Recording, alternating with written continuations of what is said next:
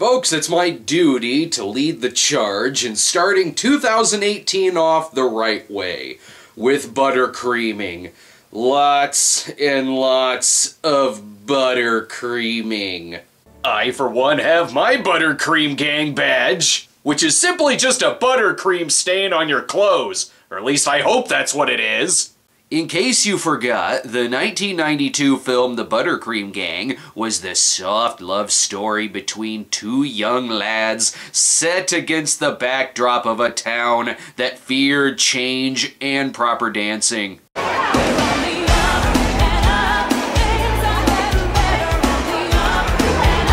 It's always great seeing the early works of Spike Lee. Actually, the movie was about a group of do-gooders called the Buttercream Gang who try helping out a friend who has turned to the dark side and likes destroying grocery stores. Buttercream isn't just about helping people out or whatever. It's about having fun. The movie also had a huge problem with freezing.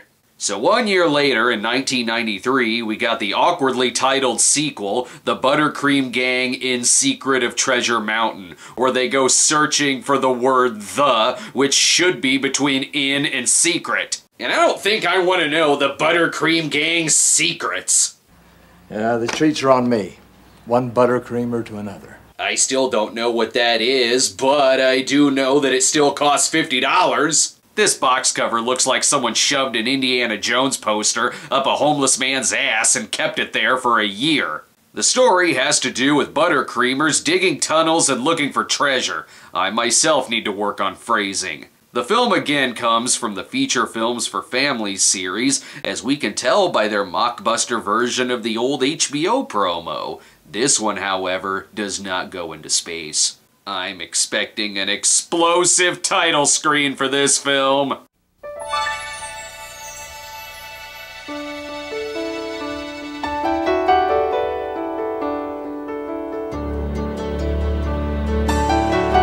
Nice. Am I watching a movie or a placemat at a fucking restaurant? Even the box cover looks like it has placemat borders. And why are they all checking out his ass? The movie has none of the same writers as the first film, but does have one of the writers for Transformers, which would explain the scene where Mr. Graff transforms into a giant tub of lubricant. The film's director, Scott Swafford, is also new to the series, and would later go on to direct episodes of Extinct. Okay, movie, I'm here for more of that buttercreamer magic. What do you got for me?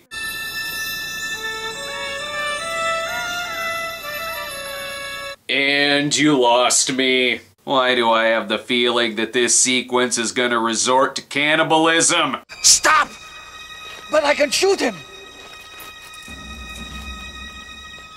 That's Native American for kiss my ass! The Buttercream Gang simply playing cowboys and Indians would feel more authentic than this.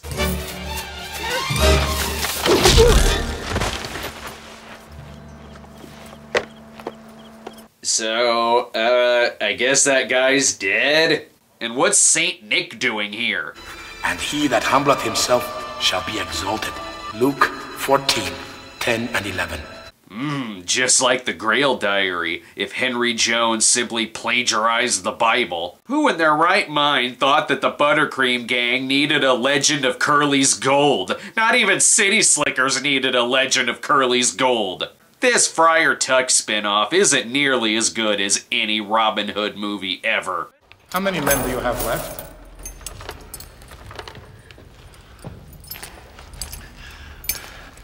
Oh, now I get it. They're the original Buttercreamers. Uh-oh, this is gonna get really bloody. Ow, his dick! So they chop the treasure map up because, I don't know, some kids in present day will have a thin basis for a sequel. If you're wondering how the Indians survived, it's probably because, no joke, he's played by Don Shanks, who played Michael Myers in Halloween 5. This opening is as awkward as its cutaways.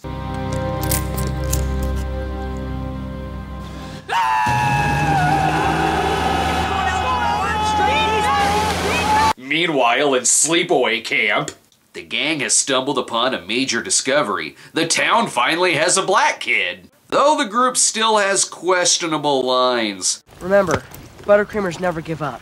I just don't understand how power fisting is gonna help me become a better skier. If you're wondering what's new with Pete, the troubled youth turned community outreach organizer from the first film, bad news, he is never mentioned in this film.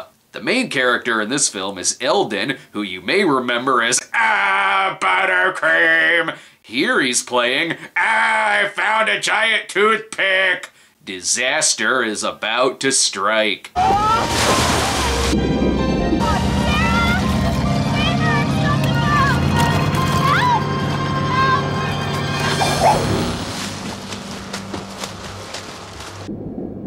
The editor had a stroke. And so did the screenwriters with these weird-ass lines. Yeah, well, what do I contribute? You make us laugh. That's important. Yeah, I'm the Buttercream Clown. Frankly, Lanny, I don't think the Buttercreamers need a clown. If you're not terrified of clowns yet, the prospect of a Buttercreamer clown should seal the deal on that. It's time to be reminded of the origins of the Buttercream Gang. Young teenage boys in the town were asked to help the women churn their butter. And there's been a Buttercream Gang ever since, helping people. Helping women churn their butter was also the origin of porno movie plots. I'm sure there's treasure and a plot around here somewhere. I'm no expert, but I'd say it's a twist cap off of a bottle of Mexican beer. A beer cap? No way. It is time to dismantle the Buttercream Gang. They're obviously a cult. Eldon goes off to find the Road Runner himself and to help those in need. Eldon, help! Damn, that smarts. If this kid were any more 90s, he'd be Tim Taylor's long-lost son. As you can see, the brown kid was definitely a good addition to the group. I think Eldon just got himself into a precarious situation. Precarious? He's gotten himself into a circumstance dependent upon chance. I told you guys it was a good idea to bring the human dictionary into the gang. We ain't much for reading. Anyway, Eldon's a human fly now. Whoa!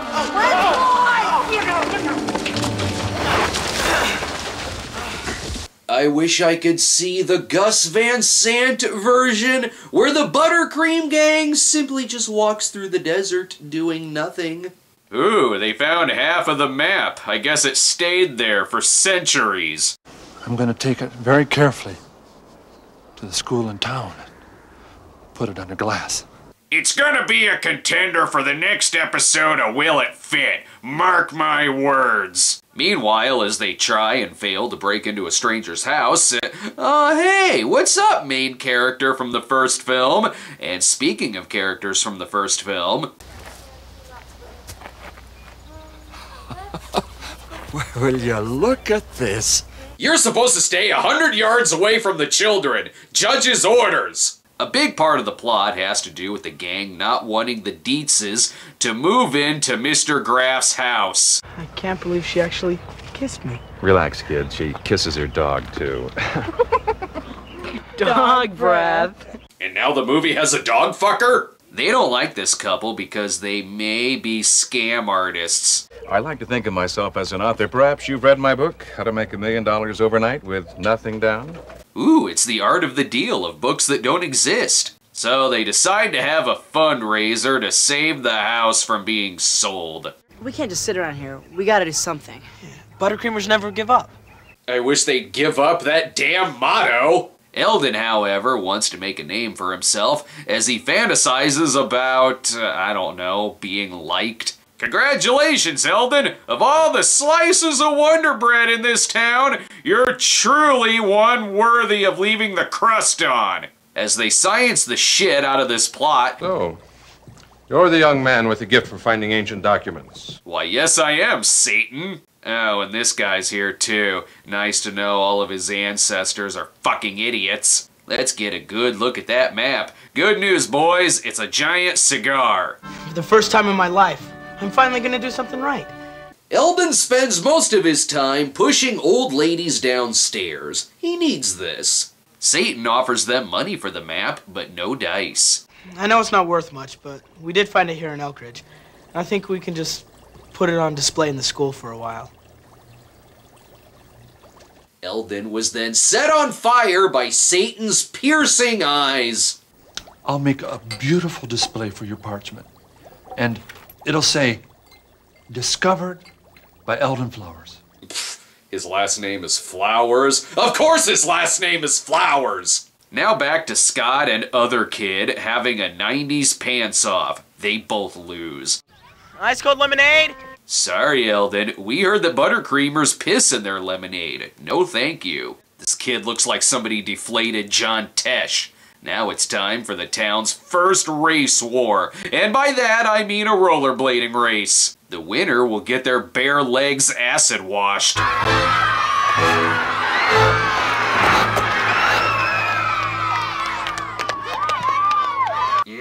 This town is why I root for Pennywise. Oh, and they're pimps now. Get back on the street, girls! The villains are so determined to steal this map, they're already dressed in their prison outfits. That is, when they're not mimicking their mentors, the Wet Bandits. Actually, I think the Wet Bandits have much more dignity and grace than this. Look! The map! Go nuts! I got it.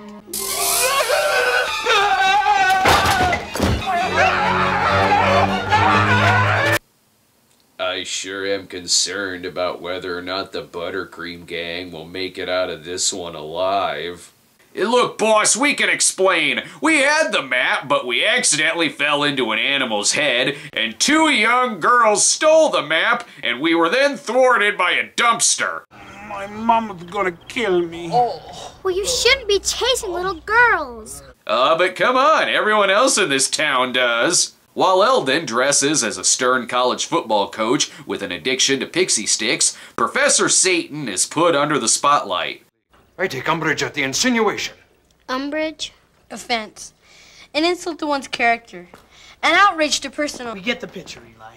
Stop being smarter than us. We can't even run a lemonade stand. Turns out the map was divided into thirds, and if you put them all together, it will lead straight to the 1956 movie Secret of Treasure Mountain. Whoever finds a third piece of the map will know exactly where the treasure is. And he will be wealthy beyond his wildest dreams. Yeah, this is the crystal skull of young Indiana Jones adventures.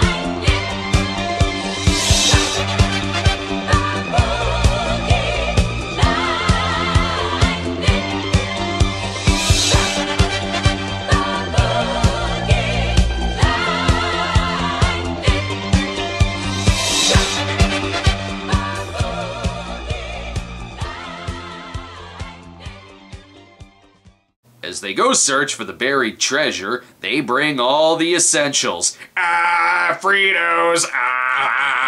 But they have a little bit of competition. Oh, well, we thought you girls might stay behind and make kind of a support camp while we went and combed the mountain. It could be dangerous. Yeah, dangerous to you if we find the treasure first. Oh no, first they're taking Ocean's 11 away from the Buttercream Gang, and now they're taking their treasure. I like girls. I think the equality of sexes is inevitable.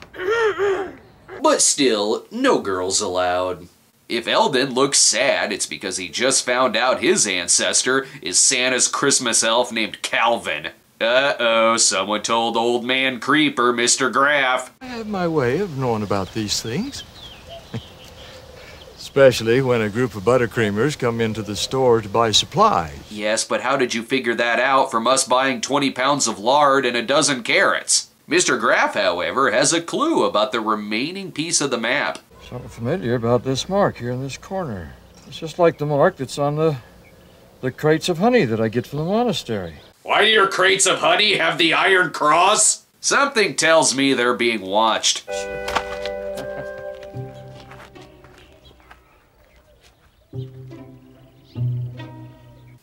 I guess this is also where we find out that the Buttercreamers are blind. There's only one place the third part of the map could be, somewhere in the pages of the never-ending story.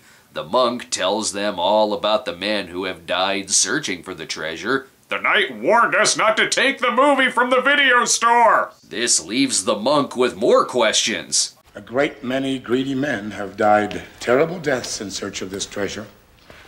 God protects its misuse and its location. But we're Buttercreamers. Buttercreamers? Don't confuse the monk with your talk of buttercreaming! I think I know where this story is going. It's where Eldon and Eli learn an important lesson in not drinking anything with an open container from a bearded stranger. So long, Mr. Bicycle Repair Monk! Eldon, by the way, is played by an actor named Brandon Blazer, which explains why the monk is also confused about how someone with a badass name like Brandon Blazer could lower himself to playing an Eldon Flowers. I know that map is here somewhere.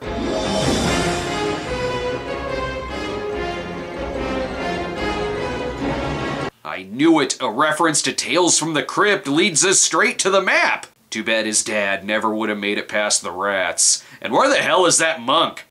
Oh, hello, brothers. Care for a crumpet? Oh, my. He's getting a hand job. Got it. Father, we're back. It's time for us to do something stupid. Or should I say, we've been expecting him. What? Satan's the villain? There's only 20 minutes of this movie left, and I have yet to see anyone tunneling their way through deep, dark man caves. Good, they're saved by the Shiny Happy People musical troupe. There's gotta be a way to continue this uninteresting movie. Let's pack up our stuff. Get our mind off this treasure thing. You told me that Buttercreamers never give up. That's what we call pillow talk, baby. Uh-oh. What? What's the matter? Eldon's got a crazy idea. Actually, he's having an aneurysm. Then Eldon is off to die from an inevitable snake bite. Too bad he's all alone. Buttercreamers, you son of a bitch! Now they all decide to join together and search for a dead body. Kiefer Sutherland killed them 5 minutes later. However, they must cross a dangerous bridge. I'm the heaviest. If it's gonna hold me, it's gonna hold anyone. Not a good time to try and be a hero, Eldon. Oh boy, I can't imagine how high up that bridge is!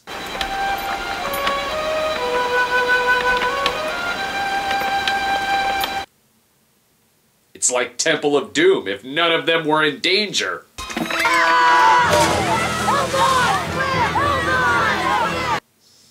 He's fine. See? He's fine. The villains pause for a moment to wonder if they're the villains from Buttercream Gang 2 or Crocodile Dundee 2. I don't know exactly where this is going, but I know it's somehow going to involve a giant spider. Ah, good. He found a coal miner's lunch. Lucas, Catorce. Not so fast, Butterbitch. Eldon, you have been searching for this treasure for a mere matter of days. I, on the other hand, have been searching for my entire life. You know, he raises a good point. I'm rooting for the villain! I've always been rooting for the villain. Unfortunately, all the chocolate coins from this treasure chest were eaten. Total bummer. No hard feeling. Buttercreamers never give up and never have hard feelings. But then Eldon uses one of his cheats and finds the treasure at a much higher location. Soon he finds the treasure, because in the Latin alphabet, junk begins with an I. Don't worry, movie. I still believe that you have one more lame fantasy sequence in you.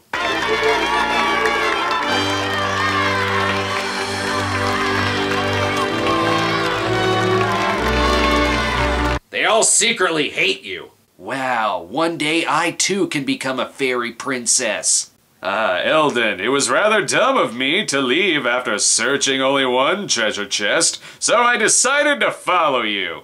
Crap, moving the treasure is causing the camera to shake. Satan, give me your other hand, honey, I can't hold you! Oh no, the treasure is gone. It's impossible for us to get a rope and climb down to get it. Now there's only one thing that can save Mr. Graff's house. Alright, I forgot about that plot. $20. Hey!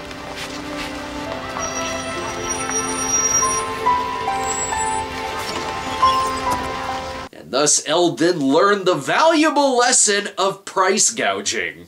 Even Satan is lending a hand. You saved my life. Why did you do it? Well, you would have done the same for me. I would have let you fall. They're the best of friends now. It all works out. He was going to use the rest of the treasure to buy 1,000 lemon trees anyway. Truly the real treasure here is in the blah blah blah lame. So, you found your treasure, Eldon. I've always been rich. And then he died homeless. Now that we've gotten Eldon's story, I can't wait for the Buttercream Gang 3, featuring the story of this kid. That doesn't exist, though references to the Buttercream Gang do pop up in other feature films for families movies.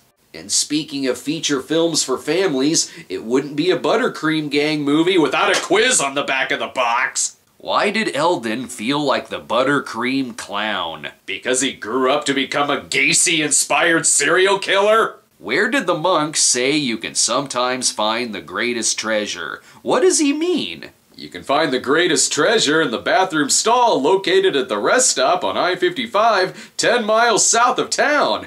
He's talking about a glory hole. What did Eldon learn about being rich? That he could pay people to bury the story about him being the infamous Buttercream Clown?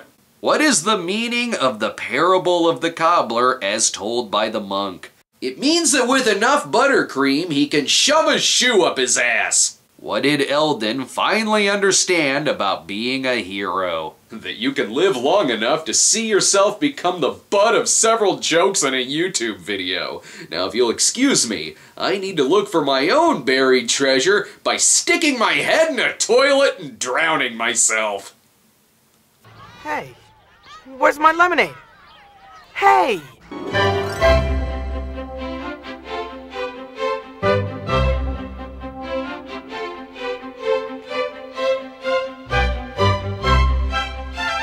Be sure to subscribe to our YouTube channel at youtube.com/stonedgremlinproductions. Follow us on Twitter at the Cinema Snob, or check out our homepage at thecinemasnob.com.